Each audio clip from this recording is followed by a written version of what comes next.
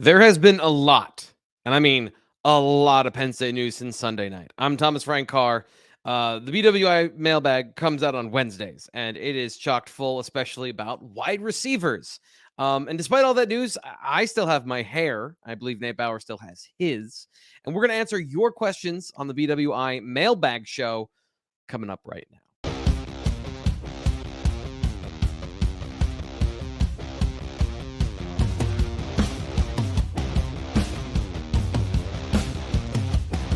Here we are again.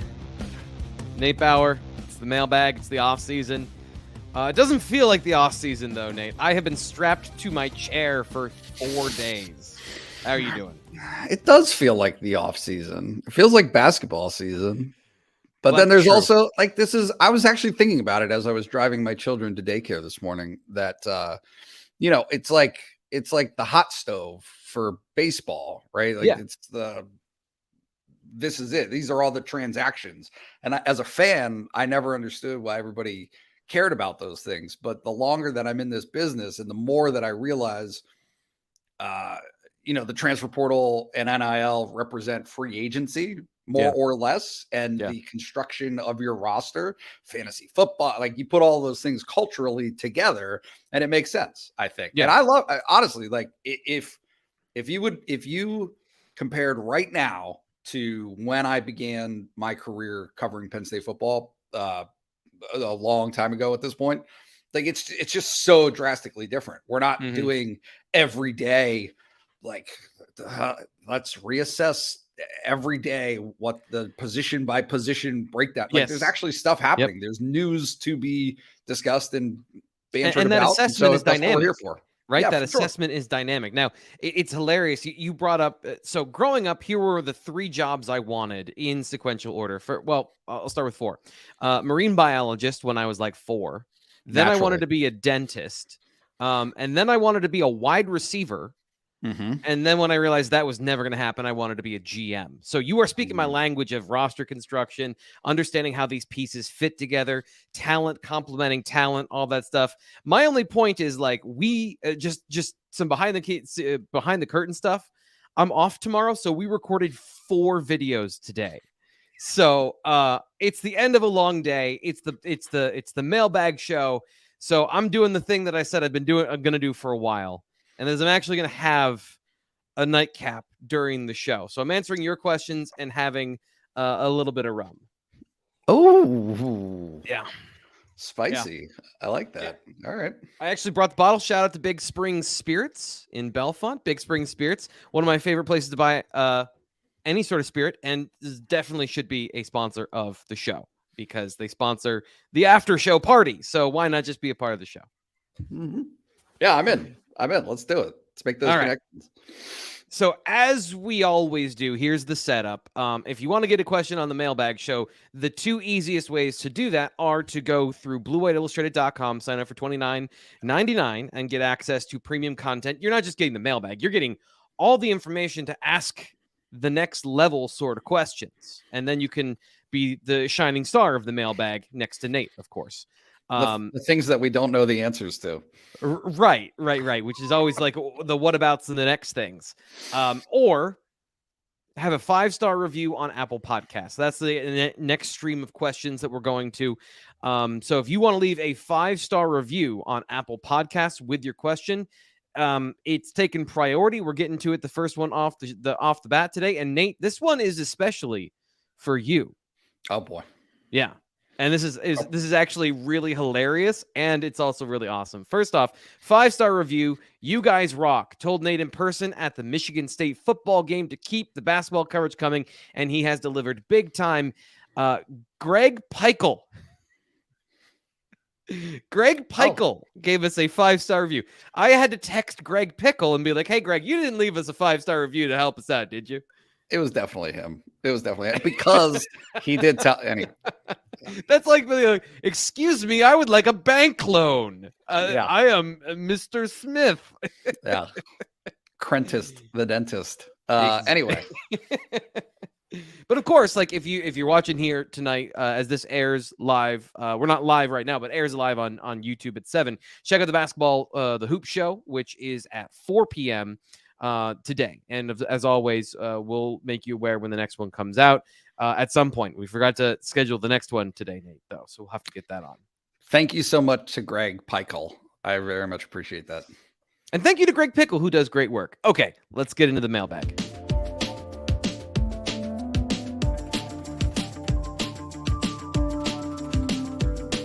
Once again, bluewhiteillustrated.com, best place to get your questions. That's where we feature most of the people and the stars of the show today, which is always on the mailbag, is you. And you leave your question on the mailbag thread. We get to it, and we're going to start lots of questions about wide receiver, because one of the breaking news items today, Penn State got an 11th hour commitment from Malik McClain, the receiver from Florida State. So a lot of receiver talk early on, Nate. And Chess Westerson starts us off. I'd love to see a comparison between Devin Carter, bad, and Malik McClain, good. So he's already he's curating his content to start. He wants us, from what I understand this question to be, tell me how good Malik McClain is and how bad Devin Carter is. Yeah, it has to be a win. Yeah, it has to be a win for Penn State, right? Now I'm gonna steal straight from my colleague Sean Fitz and just say that if you're looking for upsides of this.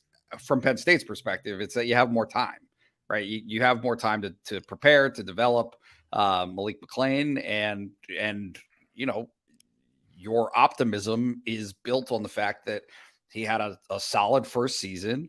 I think had some injury issues this year, some things that kind of moved him to the back burner at Florida State. And so with a fresh start, Penn State on campus already, right? Yeah. Wednesday, January 18th. That's just a massive runway to enjoy before the start of the season.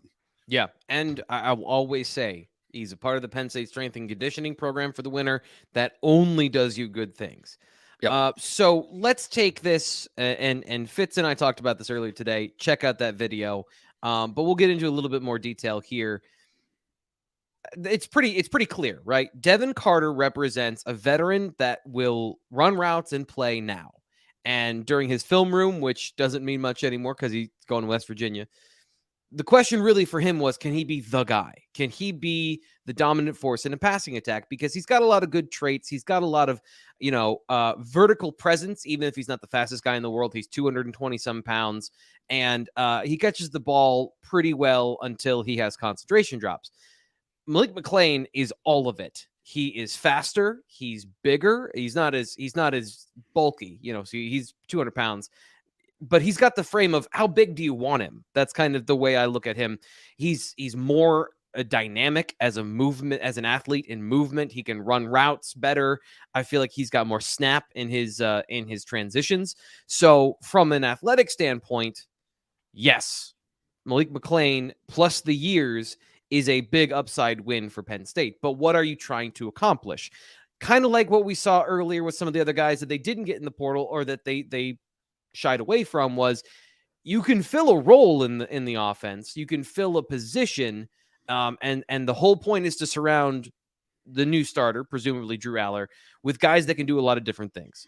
So with this particular group, I think that McClain fits in really well, and he is a vertical presence with size and speed, and he can make plays at every level of the football field, but he has some work to do on his route running and all of that stuff. So that's where I'd leave it there. Good. Yeah, I do think your last point about veterans helping, like Penn State wasn't necessarily going into the transfer portal to replace or fix up sins in recruiting in the class of 2021, right? Like this is an immediate and present need for Penn State to have guy who can step in and be a featured receiver, right? I mean, it's just so that's much. What Cephas is. That's what Cephas is, and that's why this Malik McClain is really interesting, and that's why I compared him to Johnny Dixon, is because the talent level to be an NFL player is there. And I'm excited to see what he develops into, but he doesn't have 3 years. He has 2 years, and his skill level at his current position is similar to where Dixon was when he came to Penn State, except Dixon had that extra, right? And that's kind of where you are with McClain. He's got to develop a little faster because they do need him, but he doesn't have to be the guy because you got Cephas. So you get an upside play that can contribute, and then the dude who's going to be your lead dog, and has been that, I think, in certain ways for a team previously. Yeah. No, and I also think between these two guys, Cephas and McClain, anything that helps put, and we talk about this all the time, but I just see it time and time and time again of players need motivation. There needs to be someone close behind that can really force the existing players on the roster into being their best selves, whatever that's like. I just think that you see when there's no threat of losing a job to guys that care about it, guys that want that job, it can be a spark. It can be something that really aids, I think, in development. So we'll see. I'm having a blank moment. Help me out here. The left tackle before Olu Fashanu. You can only remember so many names, and for a moment, I'm forgetting. Rasheed Walker had all the talent in the world, but there was nobody to push him. There was no threat behind him, and for guys that not everyone is intrinsically motivated at all times, that can internally turn it on. And I'm not saying that Rasheed Walker didn't play hard, but there are detail things, and there's the next level of insanity that comes with being a great football player. Yep. And if you aren't being pushed to that level, that's kind of the conversation about the offensive line now. Fashanu has, in his own way, proven he is that guy, that has gotten better and has pushed and pushed and pushed and become very good. But the right tackle position, the guard position, this is what I think what we're all excited about is, anytime I mention a starting five, somebody goes, well, what about this guy? Or what about that guy? And I go, exactly. Like the best one's going to play, and they're not going to have as many weaknesses. At least that's how it should turn out. And with this group of receivers, I think you made the great point of this group does not necessarily, it's not about the young guys. It's about, so you don't have a redshirt freshman running a route wrong and the quarterback who's a sophomore throwing the football anyway, right? And making all of these compounding mistakes. You have more of an opportunity with veterans that they won't make as many mistakes, and that you're avoiding some of those situations. But that leads us to the next question from Coast Fan, a regular on the board. He says, 2 much needed portal wide receivers now in the fold, assuming Cephas comes through, because he's not fully enrolled in that whole story. You can check out at previous BWI daily editions. Roster management question here. 5 receivers counting Christian Driver from the 2022 class, with only 1 burning a red shirt. Seems like a log jam that requires some thinning out. Without naming names and getting unfair about that part, how many of that group will portal within the next year? This is kind of just an averages question, right? Like mathematically, a certain number are going to move on because that's been what happens. I think that's, what do you think? Yeah, I don't think it's necessarily fair to start projecting like who that would be. These are stories to be written. There's things that occasionally players come in and you just know, right? It's very obvious, but I would argue pretty strongly, more often than not, it's not obvious. It like, these are things that, yes, there is a set of talent that coaches can see and can work with and can understand, but how you mold that and how you develop it, the rate of development, whether or not you plateau at a certain point, all of those things are somewhere between the day you arrive and the day you leave, whether that's as a graduate or as a transfer portal guy. It's just stuff that has to play itself out. And so is there a likelihood of a transfer at that position at some point? Yeah. I mean, Jaden Dotton is transferring, right? Yeah. I mean, he's a guy who went into the transfer portal, not the same class, but I just think that those things will filter themselves out as players recognize what their potential is, what their impact is in the program, and their opportunity to play, right? I mean, because that's kind of what it comes down to is there a role, whether that's at wide receiver or in Malik Mega's case, he hasn't fallen in as a receiver necessarily, but he has carved out a role for himself in special teams and has become an important piece of that. Where does that fit for everybody else? We'll see. Yeah, and I think you bring up kind of the point that is the point underneath it is what's your fit in the offense compared to your peers too. So I think we've all pretty well pegged a guy like Caden Saunders as a slot receiver.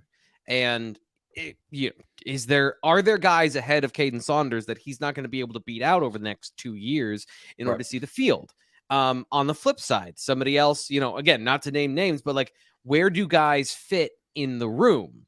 Are you an X? Are you a Z? Slot, kick return, special teams? How do you fit into the picture? And to get some just a finer point on it, that's going to be determining who it has an eye on the portal. And without a receivers coach and kind of without seeing some of these guys in their development, like, I don't know where Tyler Johnson is in his development, because first off, very raw prospect. Secondly, haven't seen him in a year. And we need to see more evidence about these guys to know like how the portal thing is going to go. But to answer the question, I think just from 5 and generally how it works, 2 would be the number I would say that might transfer, just because, from based on the math, and you only hit on a certain number of players. And even though you can get more receivers, there's only 3 positions. And last thing, as I ramble on here, the next receivers coach, and if he can get guys that then leapfrog players, younger players playing ahead of veterans, that also has effect on it. Lefenick is back. Lefenick Fox. I hope I'm saying these names right. And these are probably like, we have a lot of smart people on the board, Nate, and some of these are like literary references that I'm not smart enough to know. So do you know this one? I have no idea. I assume it's French. It sounds French, but I would assume. That's kind of what I thought. Okay, how many wide receiver transfers coming in before worrying about losing guys already on the roster with high ceilings that just haven't played yet? And with Stubbs exiting with a new wide receivers coach, are we going to see any wide receivers leaving after the spring? So kind of the same question, but in a microwave, not in long term. Right now, Jaden Dottin just went in the transfer portal, so there's one answer for you. But how much will the new receivers coach, do you think, potentially have an impact on that? I think it could have some impact. I mean, if you don't like it, right? If you're not comfortable with the direction of your development based on, the receivers coach that's being brought in, and vice versa. Right? I mean, if there's a receivers coach that's coming in that it feels the same toward you, then certainly those are things that you could see some entry into the portal in May, but I don't know. It feels very early to speculate or really know to that, because here's the reality is, new receivers coach or not, there's already, you kind of know whether or not you fit at Penn State, whether that's ability wise, culture wise, what have you, and vice versa. Penn State can tell you fairly clearly whether or not you fit, whether or not you match the capability and the ability that you need to be able to play at this level. So we'll see. One quick story that is, I'll kind of leave out the names, but one thing I heard from a former player was that, I'm transferring because my coach didn't like me. And this was the previous receivers coach to Taylor Stubblefield. And just the idea that Taylor Stubblefield didn't like this player, then that player decided he was going to transfer. And like, whether that's true or a perception, like, there are, like you said, clashing personalities, things just change. And that will, it's all still to be determined at this point. So that's kind of where it can, but I don't know that we know that yet. And I think it's also important to note that it's not like James Franklin and Mike Yursich don't have opinions on these things, right? That's why you have. So yes, on the granular level, I do think that chemistry, cohesion, whatever you want to call it, the mixing of new coach and players that are already existing in the room, you have to find what that balance is, but also Mike Yursich is going to have an opinion. James Franklin's going to have an opinion. They're going to set a tone for what they want out of that room, and make it known pretty clearly where these guys fit individually into that picture. This is BWI Mailbag Show. I'm Thomas Frank Carr. That is Nate Bauer. If you want to like the video, always appreciate here on YouTube the support there. Subscribe to Blue White Illustrated on YouTube. 5-star reviews. I'm going to say this again because I want to make sure that we're getting the point across to people listening on Apple Podcasts. We want you to be part of the show, and I know, like, here's the dirty secret. You guys make up a huge majority of the people that watch and listen to this show. And I want to hear from you. So leave a 5-star review with your question in the Apple Podcast review section, and we'll get it on the next Mailbag Show. But you can leave that anytime. You don't have to leave it right now. You can leave it on any podcast. When we see it, we'll get it on the show for next week so we can start building these up, and you can get your questions on the show. I think this is the last question on receivers. How crazy is it that Penn State loses their wide receivers coach, picks up 2 receivers in the portal? How much do you think the portal pickups will help next year? This gets into kind of the specifics of it that I'm excited about because now we know. And we talked about the veteran part of it, but it also gives Penn State, I think, a more clearly defined depth chart, knowing the skills of the players that we have in the mix. The question I have, Nate, and not having a receivers coach, not really knowing we know Penn State does not guarantee things to players. Malik McClain still chooses to go to Penn State. So I guess, like, I don't know if I want to ask you what the sales pitch is, but like, how would you make that leap of faith given that you were leaving a situation where you weren't seeing the field as much as you thought you maybe should have? I think the one, I don't know how applicable this is or not, but the one thing that has been, I think, kind of demonstrated to me more than a few times is that there's a little bit of an expectation, I think, at this point in the recruiting process that your position coach will not be with you for the duration of your career. Like, I genuinely think that recruits and their families feel that way. You're not committing to that coach. In a lot of ways, you're not committing to that. I mean, you are committing to the head coach, but you never know with that as well. Certainly Penn State is trying to frame itself as a place of stability in James Franklin's situation. Like, that's for an entirely different conversation. But the point is, you're okay, I guess, is the point, right? You're like, regardless of who your position coach is specifically, if you see a role for yourself in the offense, the defense, special teams, what have you, it's not really necessarily just the position coach's decision as to what your opportunity is, right? Yeah. It is under the purview of the offensive coordinator, the head coach, those higher ups in the ladder. We're talking about receivers, but on offense, the running backs and tight ends also have something to say about where the ball goes. So to me, it's about weapons and options. And last season, and this leads us into this next question, John D says, what can Penn State do differently on offense with the additions of Cephas and McClain that they were not able to do last year?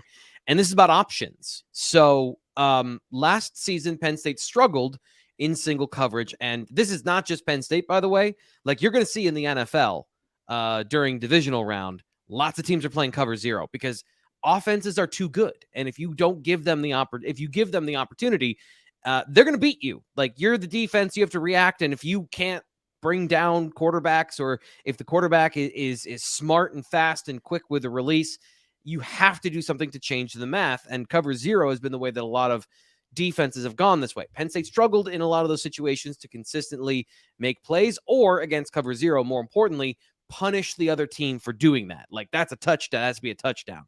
So I think with Cephas and McClain specifically, they're different, but they can both fulfill kind of the same roles in certain ways. So this goes a bunch of different ways, but I'll lay it out this way. Cephas and his skills, great at getting off press. He can get into his route. He's a really good route runner. He needs to get bigger and stronger and unlock the next level of his potential. But he's a guy that's kind of out of the box. I think he replaces what you had in Mitchell Tinsley in a roundabout way. But McClain, 6'4", 200 pounds, runs routes really well, deep threat, and can catch I think he can be one of those big play threats at all times. He needs to get better at route running, but his ability to run routes is there. So you have guys that I think bring more dynamism. And those cover 1, cover 0 situations, teams have to be much more careful as long as these guys play out correctly against doing that, especially if you give a quarterback, and Drew Aller seems like a smart guy. You give him easy reads, and that's man coverage is an easy read if you're making it obvious. If you make it obvious and you know your matchups, you know your leverage, you know where to go with the football, and then you've eliminated half the battle. The problem is then, do the receivers get open? I think these guys can get open better. I think they have more. They just have more. These guys are better overall in their athletic profiles and their upside than Penn State had and what they were working with last season. And that's no disrespect to the guys that were here. Yeah. So I respect it. No opinion here. Go. Yeah. So we got into a little bit of the X and Z conversation a little bit earlier between Fitz and I. And here's the thing. You bring in a guy like McClain. He can do all, like the idea is he can do all of it from his physical profile. So he could be the X. But he can also, if he's off the line of scrimmage, he's got that deep speed. You run him on deep crossers, posts, go routes, seam routes, things like that. He threatens vertically, which is in gross generalizations, how I've understood it and how I kind of think about it. That's kind of the role of the Z. You run routes at every level of the field, but field stretcher, off coverage, that's where you want him to be. The slot is obvious. I think everyone knows what the slot does. But the X, and that's why I say, like with Cephas, he gets off the line so well. His release package, getting into his routes, faking out receivers, that gives you that reliability at your guy who's on the line of scrimmage most times, and he's in the nose of the corner. But the whole point is, like, Cephas can play Z. Like, he's a good route runner. He's elusive.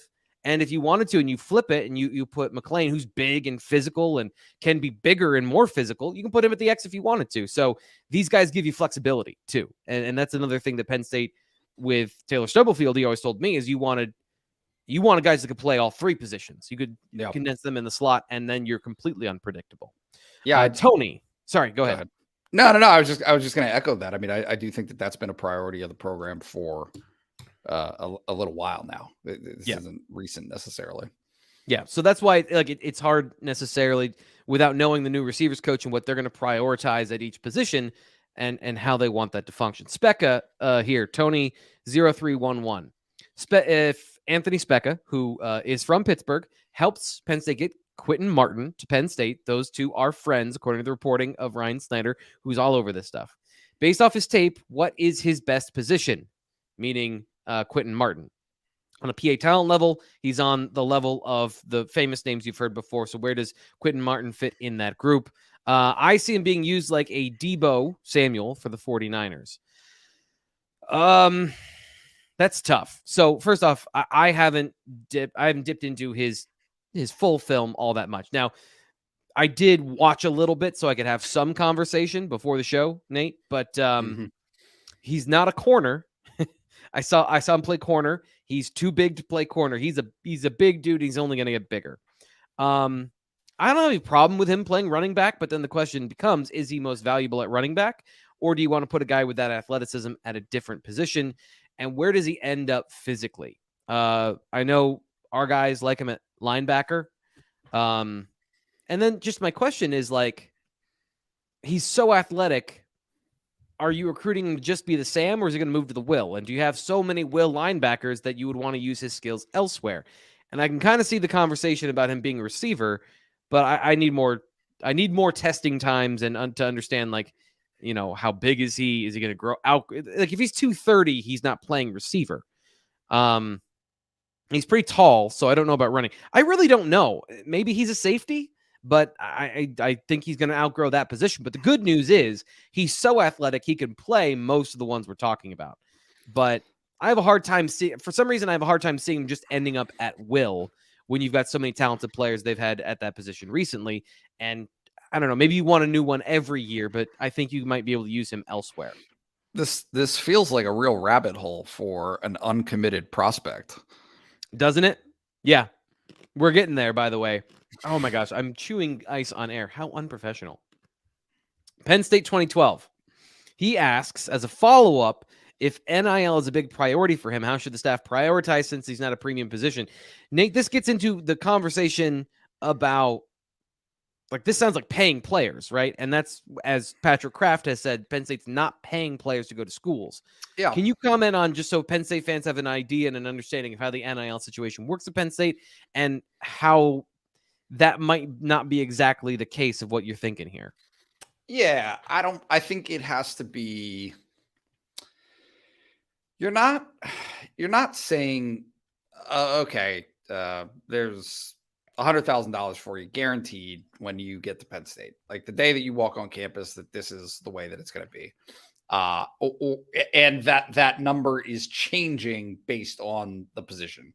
I think that what Penn State is trying to do and trying to establish is, hey, look, no matter what you do, if you're a scholarship player at Penn State, you are going to, there's a baseline package, more or less, that will be available to you and will be supplied to you based on the infrastructure of the collectives, plural, right? Is that this is what it will be.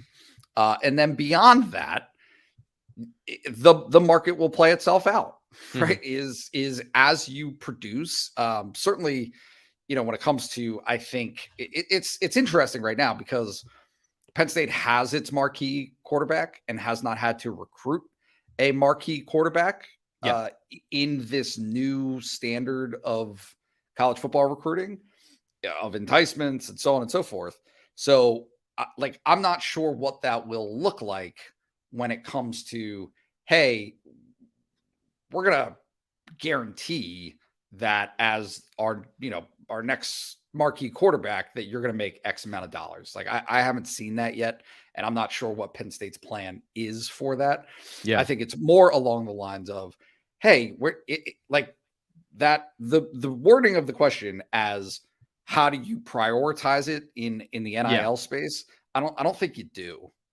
I don't think you do. Like not right off the bat. You have to be able to establish that there is a foundation within which compensation will be made, and competitive, certain, right? Correct. Like, so it's not like you're coming in and you're getting a coupon to Wendy's. Like you're getting a right? Like, so I trust me, I've been at jobs where it's like, hey, we can't pay you, but here's a gift card. And it's like, I can't eat this gift card. I need money to buy groceries. And so like they are actually competitive in the marketplace, but they're not guaranteeing money to players, which is happening, right? And that leads us into this next question, but finish up with what you have, because this leads into kind of the conversation in general. Well, I was just going to say, I mean, I think you've seen them lose certain recruiting battles because of that. Like it is a principle of which Pat Kraft has said it. James Franklin has more or less said it. Like, this is how we're going to do things. We're not going to like totally break the mold and sell out the entirety of the culture and the structure that they want to have surrounding this based on one player's talents. If a player is representing themselves and is like to that status, right, where they're a top 25 a 5-star player, they're going to be worth that. It's not going to be like so far out of the mold of what the market is for them that Penn State is going to go to those lengths. So I just does Penn State have the connections to get national NIL stuff, like Bryce Young on the Dr. Pepper commercials, right? Yeah. It'll be interesting to see too. Like Nick Singleton is going to be a superstar, right? Mm-hmm. If Drew Aller is a superstar at quarterback, does Penn State have the foresight and the aggressiveness to then get those opportunities to prove to other guys, hey, come in and play. And if you play well, like the sky is the limit. We have the connections and the infrastructure to get you the real money, like a quarterback in the NFL getting endorsement deal money, or whatever it is on the college football level. That's where a lot of these guys are doing this in the NFL anyway. It's kind of like an off-season thing where you see Matt Stafford hawking pizza. And it's not necessarily about coming in and we're handing you money. It's like if you reach a certain threshold, it's about the connections. Yeah, like having actual celebrity, having actual cachet that you are of value to a business, right? Like that it's not just straight up pay for play. Penn State very clearly does not want to participate in that side of things. And more important, I think, I don't think Penn State's donors want to play that game. Like that's not, it really, like, there's a debate for another time in another place about it's just dumb. It's just it's just there's a side of, hey, I can play fantasy football, and as a billionaire, it doesn't matter if I spend $10 million on NIL, right? It's lunch money. It doesn't matter. You can do that, and it makes you feel good, and you've helped dictate a roster and gotten the players that you want, and so on and so forth. And there are individuals out there who are doing that.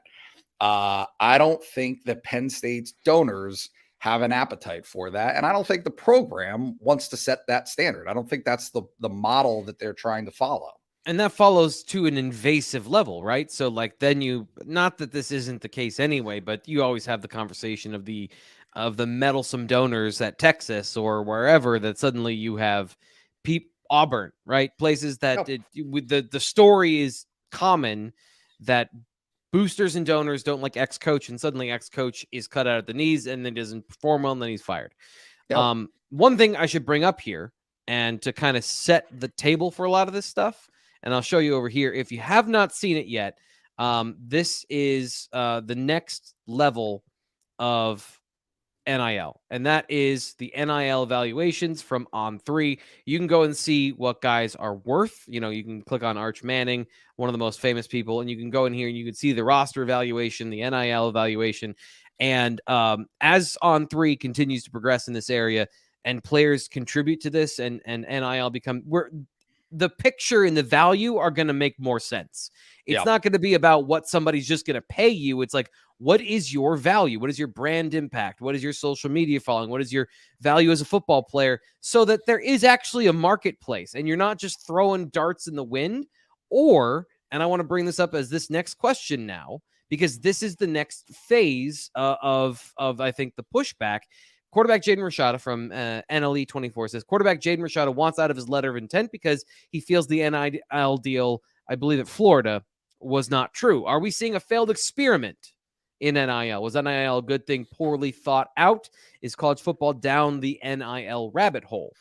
Nate, which one of those three sentiments do you want to latch onto first? NIL in its intended purest form is fantastic and necessary and long overdue. Yep.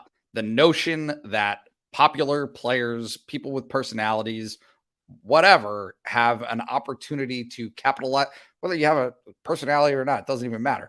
If there is a world where you should be able to make money off of your jersey being sold, where you can make money off of you personally, your likeness being included in a video game. All of those things are so far overdue and should have existed a long time ago.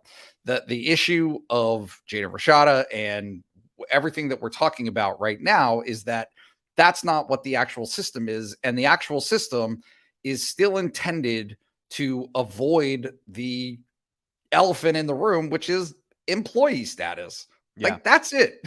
That's it. These guys are, if it changed the professional model to where these guys are actual professionals and not just have the ability to make endorsement money, is fine for professionals. That's always been fine for professionals. But for some reason, we've dictated that as amateurs, they weren't able to do that. Okay. I'm sorry, like I have to interrupt. And it's somehow nobler.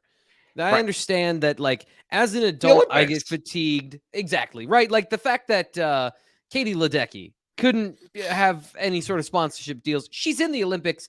NBC is making billions of dollars off of her swimming in a pool. Right. But she's a student athlete, and somehow this is a nobler thing than the exploitation going on around it.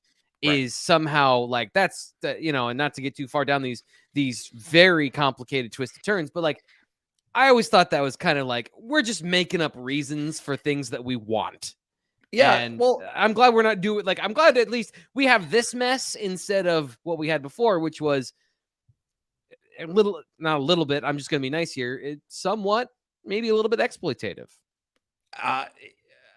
This has to transition though. Like that's yeah. For sure. That's the bottom line is okay. Maybe like this can't be the destination. The destination is still out there, and I don't know exactly what it looks like, but there is a place for it that doesn't look like what it currently does, which is basically money laundering, right? Like this is this cannot exist where it's like, okay, well, we're just gonna and you see it in so many different places, but it's just okay, these are the rules. The rules don't make sense as it is, but also we're just going to be the smartest guy in the room and figure out how to exploit those rules as best as we possibly can. And so okay, Florida's collective is going to make promises. There's no contract. There's no, these guys aren't signing anything before and so it is ripe for that, right? Like it is ripe for and it's not necessarily even the fault of Florida football, right? And like I'm speaking about something that I don't like. I don't know Florida's inner workings, but I'm just saying collectives are also operating independently of because they can't work with a university because all the other things we've covered. Right. And you have people and organizations making decisions independently of each other and sometimes in a lot of ways in collaboration with each other. But either way, there's no formality to it until down the road. So you can make false promises. You see coaches talking about it all the time of, hey, these guys are being sold a bill of goods. Yeah. I think that Penn State is determined to not be a part of that process, but you're going to continue to see this until like something formal, something transformative actually happens where NIL becomes what it is, right? Yeah. Or what it was supposed to be, which is the use of your name, image, and likeness to make money in addition to what it is that you're actually doing, which is what is your value to this organization? Yep. An organization that makes a ton of money and that is, yes, there's an exchange there. Like let's not completely devalue to the people who are going to argue that a college education is worth something. It is. All of that has a financial value. You can actually see it. You can see the per scholarship value, excuse me, of being a football player at Penn State. You see it in the year-end reports. But the actual value to the organization is so much higher than that. Yep.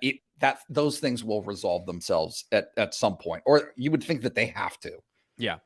So I apologize. I was trying to, while you were talking, I was trying to remember the name of the CEO of the collective we had here on the show, a Success with Honors Collective. I can't remember. Jason Belzer. Jason Belzer. Yeah. We had a great conversation. He said like there are different models with NIL and the competing models, one of them is going to win out, right? So some of these things, this is, as you said, this is not the final destination that we're headed toward. We're getting there. And you look at Texas A&M and what happened to the transfer portal this year. No one has specifically said, but that looks like the number one class of all time. And then suddenly a lot of those guys are not at Texas A&M anymore. Jaden Rashada more quickly. But if it doesn't work, it doesn't work. And you can promise the moon, but that doesn't make you win. And winning and retaining talent and finding an edge is the whole point of it. We only got a couple minutes here. I want to make sure we get to some of these, especially. No, but that's we haven't had an NIL, like a really meaty NIL conversation about this stuff in a bit. So much needed, and I think it's important to kind of outline where Penn State stands and how they stand in this environment.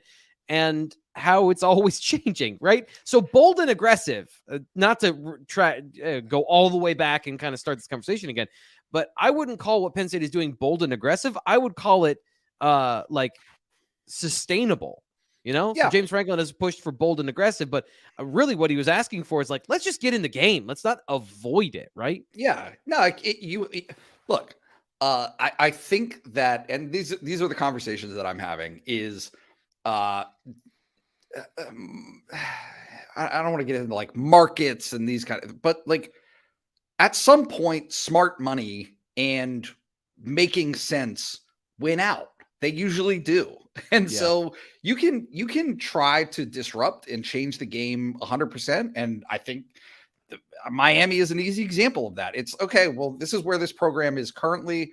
And with a double shot of espresso in the form of piles and piles of cash can upend that. It can change that trajectory. It can take you from here to here very, very quickly.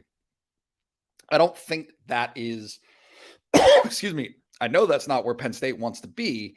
But also it's like, hey, okay, you've got this on the front end where somebody's going to throw $10 million at a roster. That's fine. What about next year? How about the year after that? How about 10 years from now? Is that same person? Do they still have the means? Are you relying on this like just from one person to bankroll your program for forever? Because the reality is, like, from the outside, from the smart money guys, the people who are calling themselves smart money guys, that's stupid. You're just flushing your money down the drain, because at some point, whether it's right now or 5 years from now or 10 years from now, either that guy will not continue to have those means. You won't be able to cultivate the same number of donors who can replicate or build upon that fund that you're using to pay these players, or it just drops off the map, right? Like, what happens if somebody, John Ruiz, like, don't know him, right? I don't know him. Hopefully he doesn't die. What happens if John Ruiz dies and there's no money left for Miami football, to where your fund goes from $10 million to $0? And now your entire roster is expecting certain things that don't come to fruition because it turns off. The faucet just ends. It's no longer even a stream. It's just done.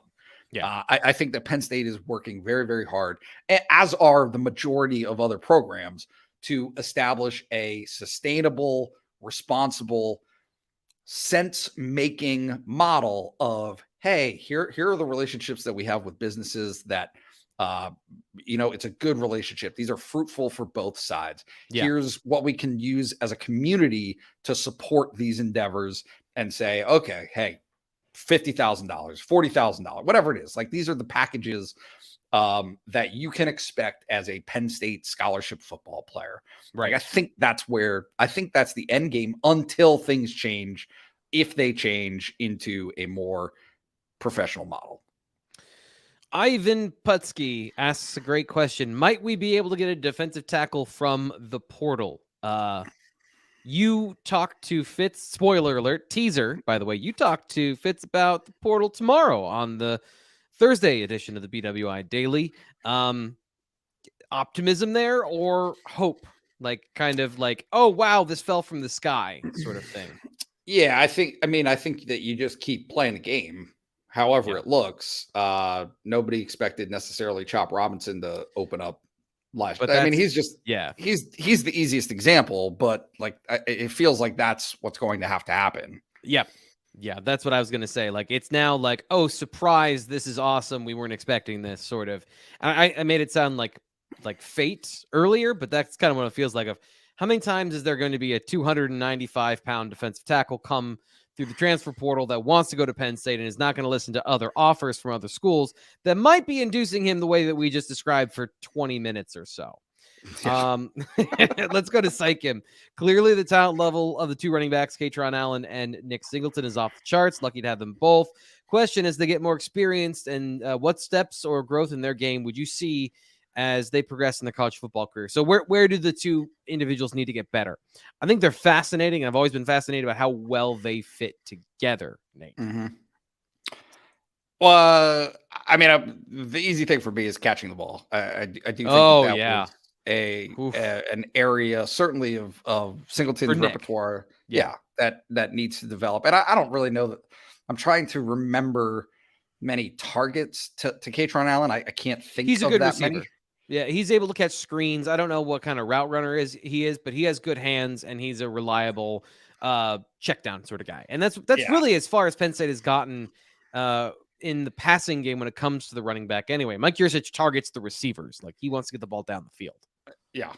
Yeah. So that, I mean, I think that would, it's almost,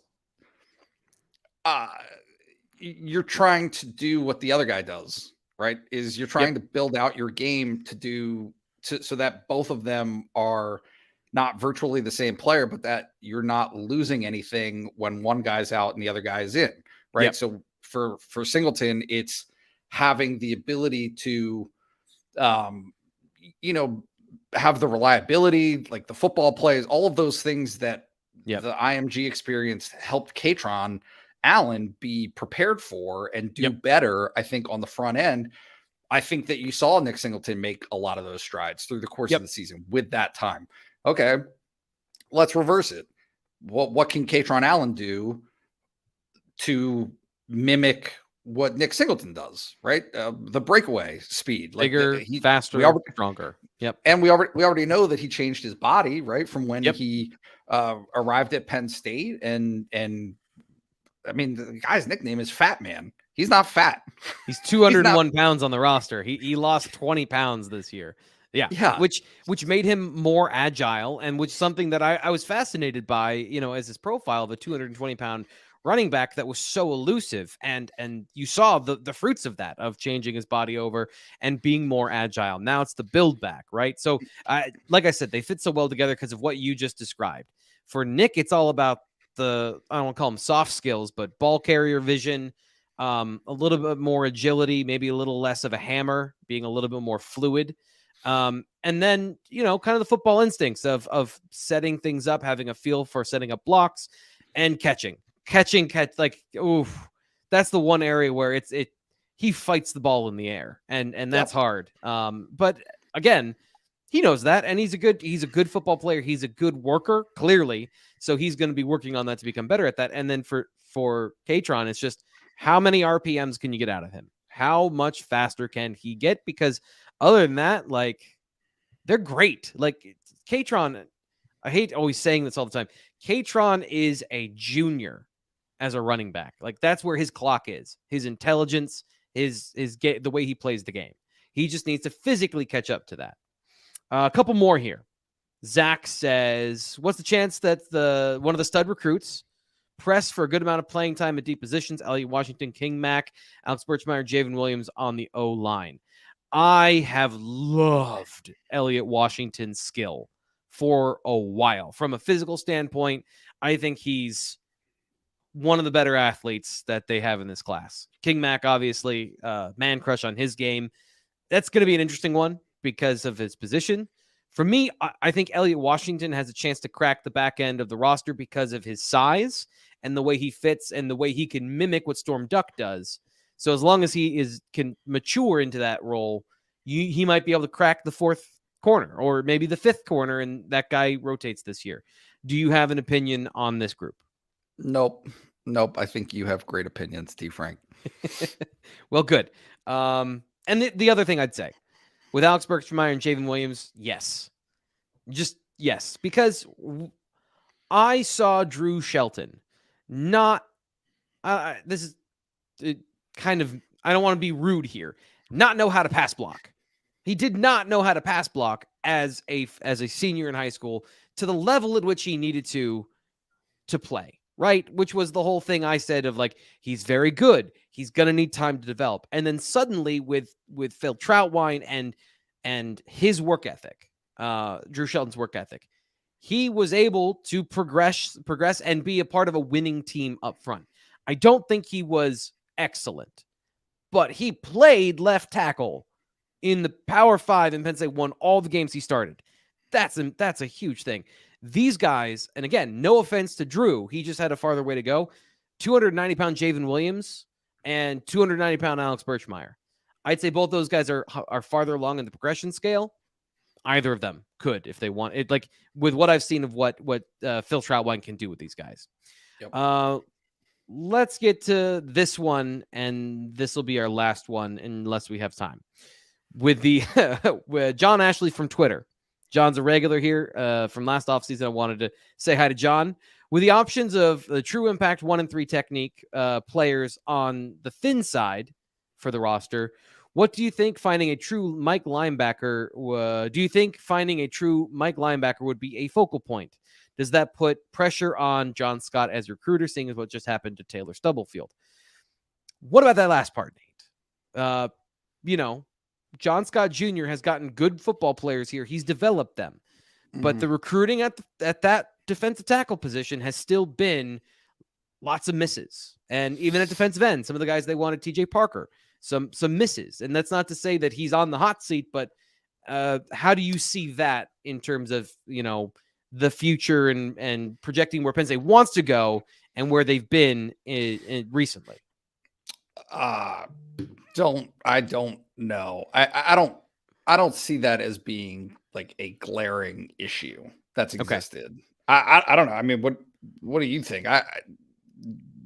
To me, John Scott's story is development, and certainly this year, kind of transforming the sack numbers and the tackles for loss numbers. I mean, I think that the performance on the field has been pretty good. Like overall in terms of certainly against what they were expected to do, right, and what they did this year. But yeah, from the recruiting side of things, pass. So that's the thing. It's like I'm with you there. That the development and the production and the ability to turn guys from the transfer portal into first and second round picks, like to give them the platform and to help them succeed. I don't think you can question John Scott Jr.'s productivity. The part is just like the misses at defensive tackle go beyond him in the timeline at Penn State, over the last 7, 8, 9 years. So I think that's the point here, is just get it. There hasn't been another guy with PJ Mustipher's profile since PJ Mustipher, which is why they're scrambling right now. They have not found a guy that can be an athletic one technique that has the size and the growth potential to be that player. And like, they haven't gotten one in 5 or 6 years that has worked out, that's ready to ascend. So now we're in the situation they're looking for one in the portal.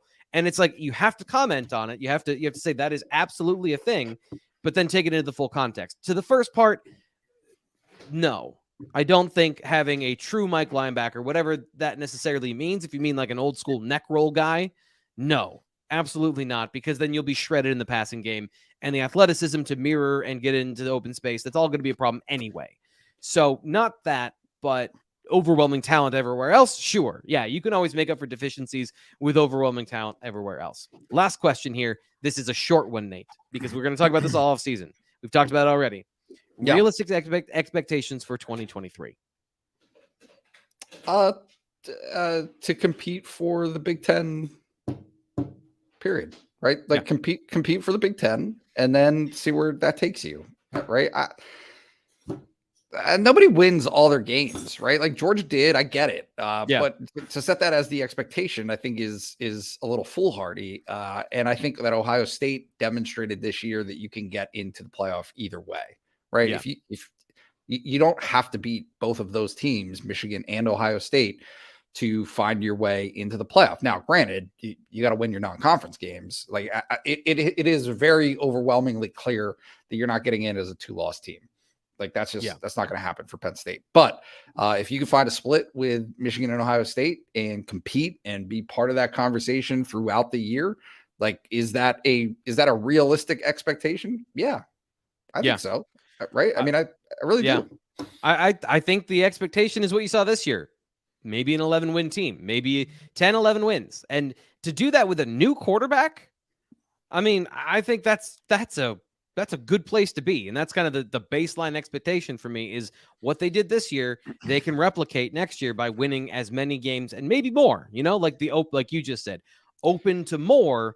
But I think the baseline is 10 wins. And if you start with the baseline there, that's pretty great. And we saw what Penn State was able to do in the transfer portal to get a couple receivers, to get it all the way back to the very beginning of the show, where they are setting up, I think, for a positive 2023 with what they did during the portal window. Nate, thanks, buddy.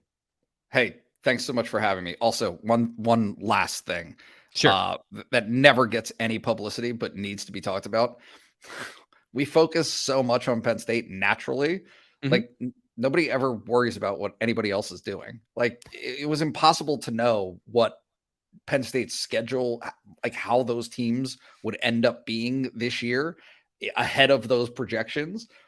Like that's such a huge point. So when you set expectations for what Penn State's going to do, it really does matter what the teams on the schedule and when you play them also, like how that comes to fruition. Why did you ruin a great show with perspective? I'm sorry. Why did you end the show with perspective? No, it's perfect. That's what Nate does. And Nate's coming up tomorrow to give you more perspective, talk about the transfer portal, and more with Sean Fitz on the BWI Daily Edition. I'm Thomas Frank Carr. Good night.